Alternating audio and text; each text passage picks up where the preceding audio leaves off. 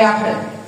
আন্তরিকতার হাত পায়ে যদি আগে আসেন, চেয়ারম্যান সাহেব আছে, মিঠু সাহেব আছে, আপনাদের সাথে আলাপ করে আমরা আরো 2-4 জন যারা আছি, আপনাদের সহযোগিতা যতদূর পারবে আপনারা কোনো বাকিটা আমরা যোগান দেব।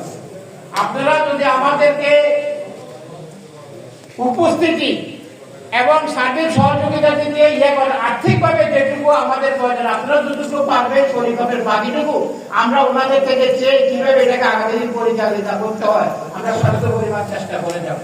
আপনারা যদি মনে করেন যে আগামী 1 মাসের ভিতরে আপনারা বা আগামী প্রথম 26-এ আসেনি যদি একটা সাধারণ সভা রাখে, সবার উপস্থিতিতে যদি আপনারা একটা সুন্দর আবার নতুন করে 2 বছরের জন্য একটা কমিটি